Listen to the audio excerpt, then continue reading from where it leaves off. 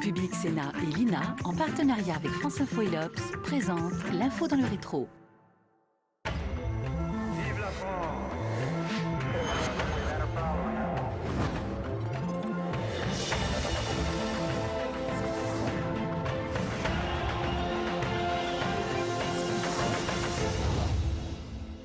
Très heureux de vous retrouver pour un nouveau numéro de l'info dans le rétro. Comme chaque semaine, un autre regard sur l'actualité, une actualité que l'on met dans le miroir de l'histoire. Fin novembre, Blue Origin, la société de transport spatial de Jeff Bezos, le fondateur d'Amazon, a frappé un grand coup en parvenant à envoyer une fusée dans l'espace et à la ramener entière sur Terre, de quoi relancer les fantasmes du tourisme spatial. Nous en parlerons avec le président du Centre national d'études spatiales, le CNES, Jean-Yves Le Gall. Mais avant cela, direction le Bourget, où se tient bien évidemment la COP21, qui entre dans sa dernière phase, une phase de négociation. On en parlera tout à l'heure avec mon invité. Pour l'instant, un sujet de Cécile Sixou. Deux hôtes, François Hollande et Ban Ki-moon, et un balai de voitures officielles. Barack Obama, Angela Merkel, Xi Jinping. Jamais la France n'avait accueilli autant de dirigeants internationaux.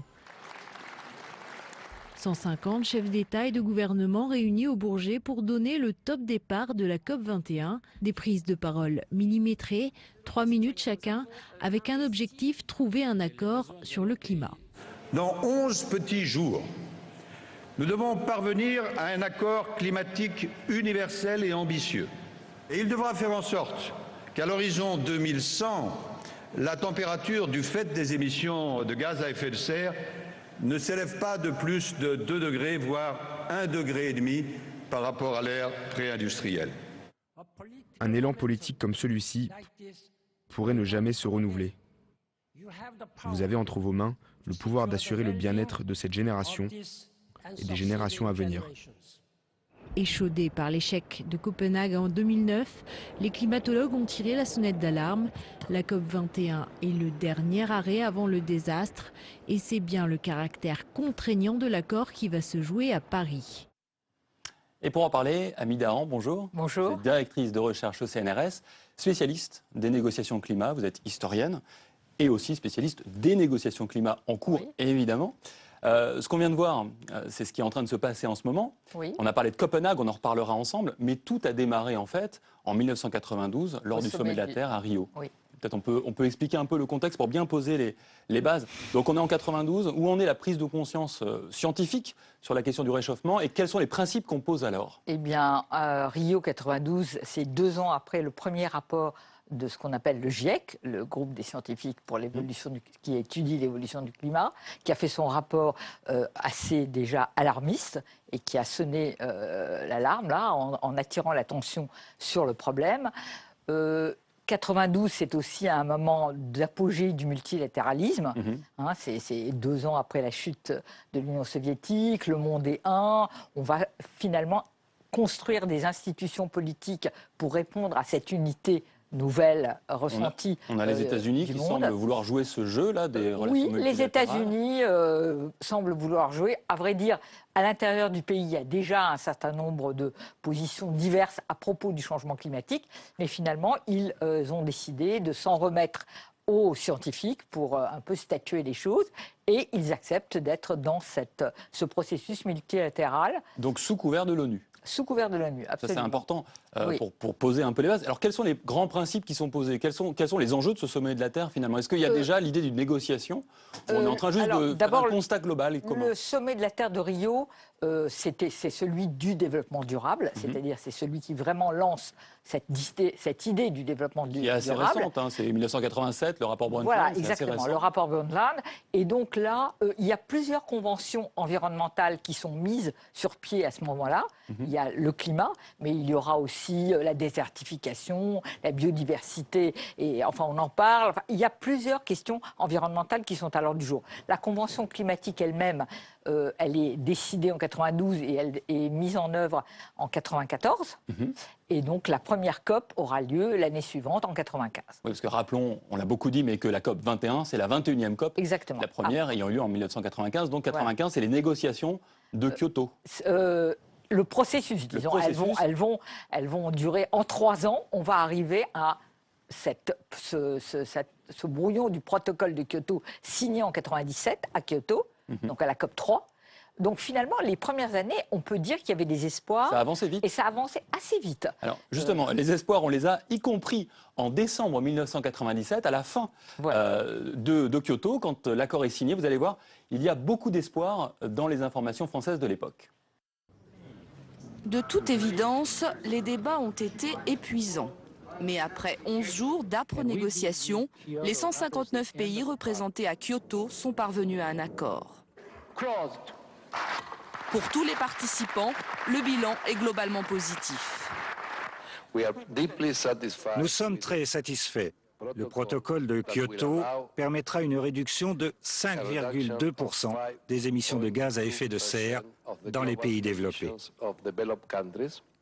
Le Japon et surtout les États-Unis sont les pays qui ont fait le plus de concessions. Sous la pression de l'Europe, ils ont dû s'engager à réduire respectivement de 6 et 7% leurs émissions de polluants.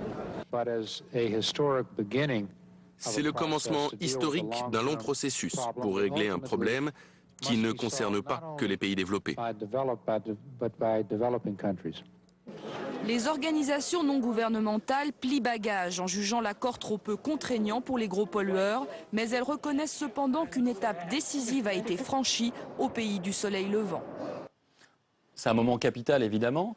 Est-ce qu'il n'y a pas un peu trop d'enthousiasme dans ce qu'on vient d'entendre? La planète semble être sauvée en 1997 ou pas? Je ne sais pas si c'est non sauvée, non, parce qu'on sait très bien quand même que 5% c'est très peu. Alors rappelons que c'est 5% par rapport aux émissions. Sont de 1990. Enfin, on s'engage en 2012, voilà, c'est-à-dire à la fin d'ici à 2012, à ce que les émissions effectivement des pays développés, puisque ce qui est très important de se rappeler, c'est qu'à Kyoto, tous les pays en développement, qu'on appelle non annexe 1 à l'époque, ne sont pas concernés par l'accord et n'ont aucune contrainte, parce qu'on considère que historiquement, ils ne sont pas responsables du réchauffement climatique. On considère qu'ils sont pas... Il y a une responsabilité historique qu'on porte sur les pays du Nord, les pays développés avec l'économie de marché.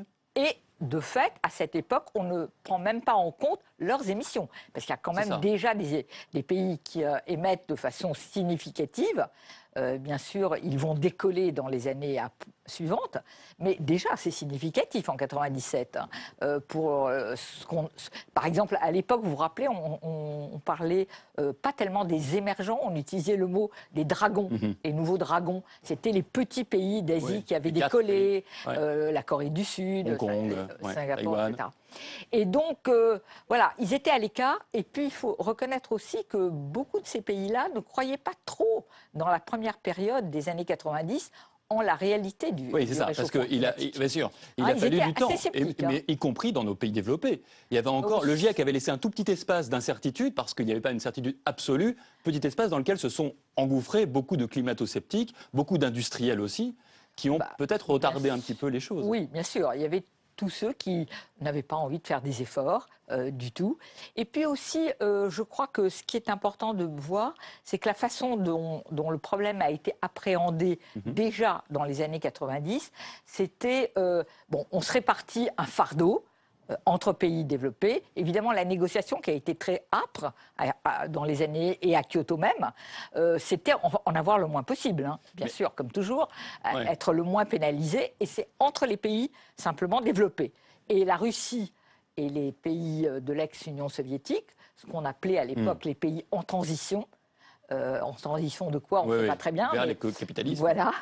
Et ils étaient en fait en profonde désindustrialisation parce que c'était la crise. Et pour eux, c'était finalement assez facile d'atteindre les objectifs de 1990. C'est la raison pour laquelle... Ils ont eu ce qu'on a appelé l'air chaud. Voilà, et Vladimir Poutine va entrer avec l'impression de pouvoir gagner beaucoup de sous aussi dans les échanges carbone après, parce que pour eux, c'est facile de revenir en 1990, parce que 1990, l'industrie soviétique, elle est ultra polluante, très charbon en fait. Très charbon, et en fait, il y a une industrie quand même assez développée. Alors, vous avez dit que finalement, on est plutôt... dans l'ensemble, les pays développés sont plutôt favorables à la réduction des émissions, dans une mesure quand même qui est loin de ce qu'elle est aujourd'hui. 5% aujourd'hui, c'est quoi les engagements? On espère tabler sur quoi? Là, on espère en 2050 diviser par 4 les émissions. Donc c'est-à-dire diviser de 75%. Là, c'était 5%. Mais on a entendu dans le sujet tout à l'heure le représentant américain, plutôt enthousiaste, en tout cas, qui explique que c'est un grand pas. malheureusement, on va voir que par la suite, les choses vont se crisper aux États-Unis. Et voilà ce qui est dit. Au début de l'année 2001, il y a un nouveau président à la Maison-Blanche. Ce n'est pas celui qui a signé Kyoto, ça c'était Bill Clinton. Le nouveau président, c'est George Bush. Et le ton change sur les questions environnementales. C'est un fait entendu pour tout le monde, les États-Unis sont le pays le plus pollueur de la planète. À eux seuls, ils sont responsables d'un quart des émissions de gaz carbonique. Alors il y a 15 jours, lorsque le président américain avait annoncé qu'il renonçait à réglementer les émissions de dioxyde de carbone, tout le monde s'était ému. Eh bien cette émotion-là n'aura pas bouleversé outre mesure George Bush qui vient de claquer la porte du fameux accord de Kyoto signé en 1997 et censé lutter contre les gaz à effet de serre. Je suis d'accord pour travailler avec nos alliés, mais je n'appliquerai pas un texte qui met en péril l'économie américaine. En agissant ainsi, George Bush effectue un virage à 180 degrés par rapport à ses promesses de la campagne électorale. Il semble en fait que c'est à la demande des milieux de l'industrie, inquiets de la crise énergétique qui secoue certains États américains, qu'il ait accepté de manger son chapeau sur cette question de l'environnement. Sa décision a mis en rage la plupart des pays développés. Le chancelier allemand que George Bush recevait il y a 1 heure à peine s'est publiquement ému de la position américaine, tout comme la France qui propose de faire désormais sans les États-Unis.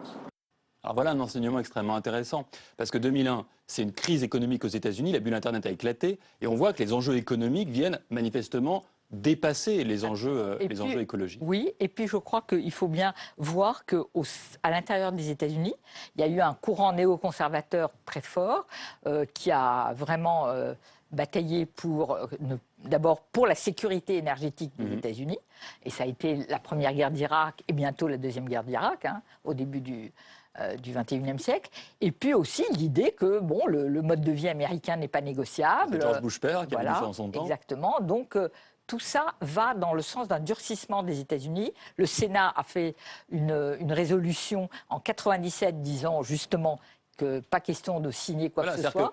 Clinton n'a même pas proposé le texte au Sénat américain qui préalablement a dit on dira non quoi qu'il arrive à 95-0. C'est-à-dire qu'il n'y a personne, aucun sénateur américain qui a voulu même voter sur cette...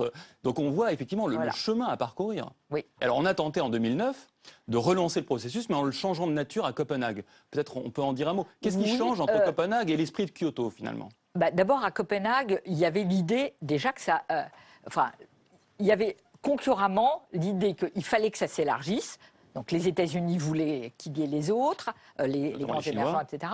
Les autres étaient encore dans la perspective Kyoto, c'est-à-dire on n'est pas concerné.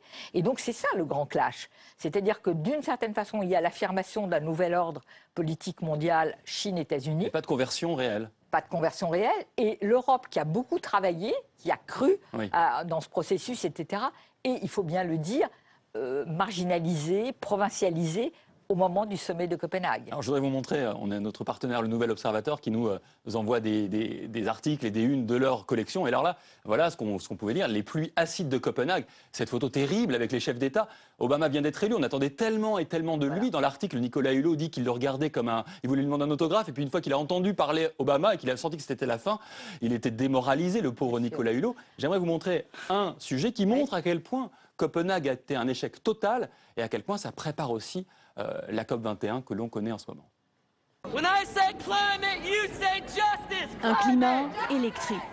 Pour la première fois depuis 10 jours, les ONG défilent dans les couloirs du centre de conférence. Ambiance chaotique aussi dans les réunions. À midi, la ministre danoise qui pilote les négociations depuis 10 jours annonce sa démission. Sa méthode et son parti pris pour les pays industrialisés étaient dénoncés par les pays émergents et en voie de développement. Ça vient dans une négociation qui est fort bloquée, avec un compte à rebours qui se resserre, et donc ça devient un facteur supplémentaire, je dirais, de risque. Cet après-midi, les premiers chefs d'État sont arrivés à Copenhague. À partir de demain, la balle est dans leur camp. D'ici là, les négociations vont continuer, sans doute toute la nuit. Alors, je ne sais pas si c'est un enseignement qu'on a tiré, mais on avait commencé par les négociateurs et fini par les présidents, les chefs d'État. Là, on a fait le contraire à Paris. Est-ce que c'est un échec complet, total et absolu, Copenhague? Pour moi, oui, quand même, oui. Parce que nous avons perdu beaucoup de temps après Copenhague. Alors qu'on disait que c'était, comme aujourd'hui, la dernière chance pour la planète. Exactement. C'est-à-dire qu'après, il a fallu renouer des fils et ça a pris 6 ans. On est là aujourd'hui, ça a été très dur. Bien sûr, d'une certaine façon, on peut dire que la montée de la conscience de ce problème elle a augmenté régulièrement, y compris au travers de l'échéance et de l'épreuve de Copenhague. Donc certains disent que ce n'était pas vraiment un échec, parce que quand même, on a beaucoup parlé du climat. Et on a posé des principes. Le fonds vert, par exemple, pour les pays en développement, ça c'est quelque chose qui a été posé à ce moment-là, à savoir l'idée que les pays du Nord devaient faire un fonds pour aider aussi les pays du Sud à assumer la transition énergétique. Bien sûr, mais ce fonds, on peut dire... On l'a pas nourri. On ne l'a pas nourri. On est encore dans un état d'impréparation en ce qui concerne la question financière, il faut bien le dire, alors que ça fait 6 ans que justement on les a promis, ces 100 milliards, et que finalement 100 milliards, ce n'est pas énorme à l'échelle de l'effort qu'il y a à faire. Mais il ne faut pas oublier une chose, c'est qu'en 2009, le monde est en crise économique. Exactement. Ce qui n'est pas forcément le cas aujourd'hui. Est-ce qu'on peut du coup en tirer un enseignement et espérer que peut-être, 1, les émergents soient plus responsables, que 2, les États-Unis eux-mêmes aient pris conscience, parce qu'ils ont aussi maintenant les effets directs sur leur territoire du réchauffement climatique, et parce que la croissance est là dans les grands pays émergents encore aujourd'hui, même si elle est plus fragile. Est-ce que c'est des éléments qui vous paraissent être de nature à nous rendre optimistes ? Optimiste, en tout cas c'est plus encourageant, c'est sûr. Le contexte géopolitique a changé au sens que la Chine a donné au cours de toute l'année plusieurs signes qu'elle était une puissance responsable, qui prenait ce problème en main réellement, qui voulait y aller. Et puis, les États-Unis aussi, c'est la fin du deuxième mandat d'Obama, il est très différent du début, très différent. Bon, on verra tout ça. Je vous remercie beaucoup, Ami Dahan. Je vois votre badge COP21, peut-être vous y retournez. Oui. Eh bien, il y a encore du travail. Je permets de citer votre dernier livre, Gouverner le climat, 20 ans de négociations internationales. C'est aux presses de Sciences Po. Merci beaucoup, Ami Dahan.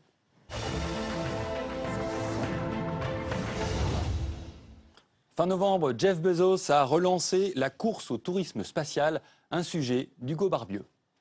C'était son rêve, partir dans l'espace. Jeff Bezos, le patron d'Amazon, dispose maintenant de la technologie pour faire décoller et atterrir une fusée. Jeff Bezos n'est pas le premier milliardaire à s'imaginer un destin de spationaute. Avant lui, le charismatique Richard Branson et l'américain Elon Musk, le patron de SpaceX, s'y sont frottés sans réussir l'exploit de ramener le lanceur au sol. La fusée, baptisée New Shepard, a réussi ce vol d'essai le 24 novembre au Texas. La capsule, d'une capacité de 6 personnes, et le lanceur se sont séparés à 101 km au-dessus du sol, l'altitude suborbitale, la frontière avec l'espace. Blue Origin, la firme de Jeff Bezos, n'a pas précisé quand elle envisageait de commencer ses vols habités, ni le prix du billet aller-retour. Et pour en parler avec moi, Jean-Yves Le Gall, bonjour. Bonsoir. Vous êtes président du CNES, le Centre national des études spatiales, basé à Toulouse et à Paris aussi. Quand vous entendez ça, est-ce que vous dites, voilà un nouveau rival, voilà un partenaire, ou voilà quelqu'un qui fait quelque chose qui n'a rien à voir avec ce que fait le CNES, avec ce que font les grands États? Non, c'est quelqu'un qui fait des choses intéressantes. C'est spectaculaire, c'est impressionnant, parce qu'une fusée qui décolle, qui va dans l'espace et qui revient, qui se repose, jusqu'à présent, il y en avait une seule qui avait réussi ça, tout le monde la connaît, elle est rouge et blanche avec des damiers, c'est la fusée de Tintin. Et j'observe d'ailleurs que le vocabulaire de Tintin est utilisé, puisqu'il parle d'une manœuvre de retournement. Donc j'ai relu Objectif Lune, on a marché sur la Lune, mais c'est très impressionnant. Alors, si je vous ai invité dans une émission d'histoire, c'est aussi parce que ce rêve du voyage habité, ce rêve d'aller dans l'espace, voire dans la Lune, il est très ancien. Je l'ai même retrouvé dans les archives avant même qu'un homme mette le pied sur la Lune. On y pensait déjà. C'est en 1950 dans les actualités françaises. Des projets s'élaborent, laissant prévoir pour bientôt le premier voyage dans la Lune. Et on nous affirme déjà qu'avant 10 ans, on verra d'immenses aérogares sidérales assurer le départ des fusées interplanétaires.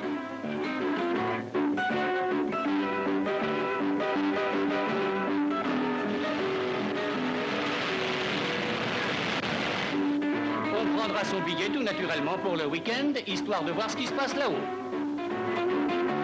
Les voyageurs pour la Lune en voiture. La tour de contrôle fera un signal. Contact.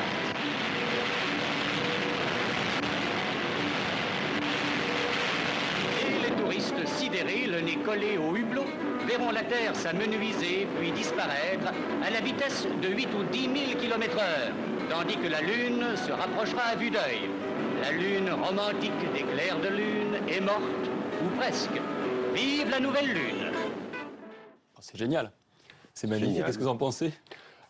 J'en pense qu'il y a quelques personnes qui ont eu l'occasion d'aller autour de la Lune, d'avoir une vingtaine d'astronautes américains. Là, ce n'était pas des astronautes, c'était des touristes. Oui, là, des touristes. Bon, je pense que c'est pour un peu plus tard quand même. Il y a eu quelques expériences de tourisme spatial à bord du Soyouz. Donc là, c'était pour les millionnaires, il fallait payer 20-30 millions de dollars. Il y en a eu quelques-uns. On essaie de vulgariser le tourisme spatial. Donc il y a les projets de Virgin Galactic, Jeff Bezos, dont on a parlé, bien sûr. Bezos, on a parlé. On a aussi d'autres projets plus surprenants. Un grand ballon avec une nacelle qui monte à 40 km et puis ensuite qui redescend au bout d'un parachute. Mais on voit bien qu'on a envie d'aller taquiner la stratosphère. Voilà, ça vient d'où ce désir-là? Parce que là, on est avant la conquête spatiale, parce que vraiment le grand début, c'est 57, avec Sputnik. Oui. Ensuite, 61, Yuri Gagarin. Sputnik, donc Laika, c'est un chien, le premier être vivant dans l'espace. Non, mais ça a toujours titillé cette idée-là, que ce ne soit pas que des professionnels qui aillent dans l'espace. Non, ce n'est pas des professionnels, mais regardez le voyage de la Terre à la Lune de Jules Verne, ça remonte à beaucoup plus longtemps. Les Tintin, Objectif Lune, on a marché sur la Lune, même extraordinaire, parce que ça a été écrit dans les années 50, c'est d'un réalisme très surprenant. L'usine atomique en Sildavie, c'est à peu près l'usine de Oak Ridge, l'usine nucléaire qui était aux États-Unis. Et puis toute la mission lunaire, finalement, on se rend compte que 50 ans plus tard, 65 ans plus tard, on n'est pas si loin que ça. Donc il y a une fascination pour quitter la Terre, pour aller dans l'espace. Et les projets d'aller sur la Lune, mais pour, j'allais dire vous et moi, en tout cas plus moi que vous, est-ce que ça existe encore comme réflexion menée par le CNES, menée par les spécialistes? Non, même les projets d'aller dans l'espace, aujourd'hui, quand on dit tourisme spatial, en fait, c'est pas pour aller en orbite. Même le projet de Jeff Bezos, c'est pour faire ce qu'on appelle un vol suborbital, c'est-à-dire vous prenez une fusée, elle vous catapulte à peu près 100 km d'altitude, là vous faites une parabole, et puis ensuite vous revenez, donc il y a quelques minutes d'apesanteur, et vous revenez. Le rêve, on l'a jamais abandonné, en fait, d'aller dans l'espace, même si vous dites que c'est très coûteux, que c'est presque même techniquement presque impossible. J'aimerais vous montrer quand même un sujet. Donc on est là dans les années 2000 et il y avait des projets d'envoyer des hommes contre beaucoup d'argent dans l'espace. Je vous invite à regarder ce reportage. Il y aura peut-être bientôt dans l'espace tout plein de petits Tito. Denis Tito, c'est ce milliardaire américain à gauche qui l'an dernier s'était offert un vol dans l'espace à bord d'ISS. Les organisateurs de ce vol, alliés aux Russes, viennent de finaliser ce petit vaisseau spatial d'un nouveau genre, Buran. Léger comme un avion de tourisme, il pourra transporter 3 personnes, le pilote et 2 passagers. Destination l'espace pour un voyage d'1 heure, avec seulement 3 petites minutes en apesanteur. Nous savons qu'il existe un marché potentiel énorme. Nous avons une liste d'attente de personnes qui nous ont déjà donné de l'argent pour être les premiers à voler dans l'espace. C'est un rêve pour eux. Par son lancement, ce petit vaisseau ressemble beaucoup à la navette spatiale américaine. Seule différence, ce n'est plus pour la science mais pour le tourisme. Le décollage se fera de Russie à côté de Moscou, pas avant 2004. Il devrait alors y avoir 2 ou 3 vols dans l'espace par semaine. C'est presque Disneyland. Et puis le CNES n'est pas complètement absent de ce marché, puisque j'ai vu que vous avez une filiale qui s'appelle Novespace depuis 1986 et qui propose, ça coûte un peu cher, à des gens d'aller connaître l'apesanteur. C'est de même nature? C'est à peu près pareil, c'est-à-dire c'est un Airbus qui fait des paraboles, et donc l'Airbus d'un seul vol, et puis on tire sur le manche, et pendant 22 secondes, on a une apesanteur. Donc l'intérieur de la cabine a été... Oui, c'est pas très long. C'est pas très long. C'est pas très long, mais l'intérieur a été aménagé, donc il y a de la mousse. Pendant 22 secondes, vous connaissez les joies de l'apesanteur. C'est pas très long, mais finalement, c'est beaucoup moins cher que les 3 minutes de Virgin Galactic, parce que les 3 minutes de Virgin Galactic... Un petit peu de comparaison. C'est 200 000 $. Là, 22 secondes, c'est 6 000 $. Donc, à la seconde, voilà, à la seconde, c'est moins cher. Merci beaucoup, Jean-Yves Le Gall, vous êtes président du CNES. On s'en contentera. On est loin de marcher sur la Lune. On est loin de rejoindre Tintin, que vous avez cité et que manifestement vous aimez beaucoup. Mais on peut continuer de rêver. On peut continuer de rêver. Il faut continuer de rêver. Il faut continuer. Et ça fait partie, j'imagine, aussi de la conquête spatiale. Bien sûr. Et l'année prochaine, on rêvera sur Mars. Merci. Merci beaucoup, Jean-Yves Le Gall, d'avoir été mon invité.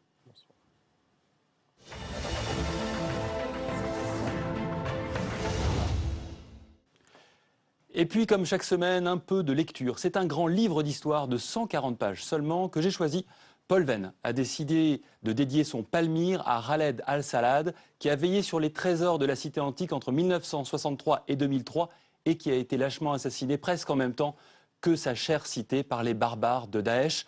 Paul Venn a expliqué que de faire revivre Palmyre était un devoir, et ce devoir de mémoire s'impose en effet. Paul Venn se propose de redevenir professeur d'histoire pour nous, de nous servir selon ses mots de guide de tourisme dans le temps.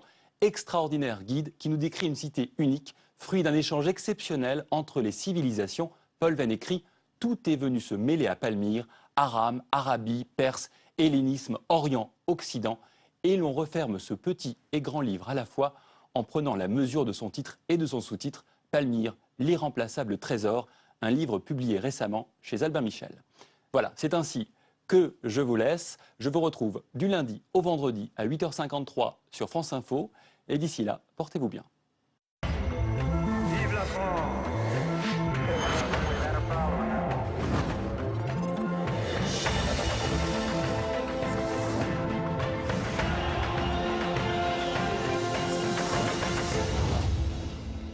Public Sénat et l'INA, en partenariat avec France Info et l'Obs, vous ont présenté l'info dans le rétro.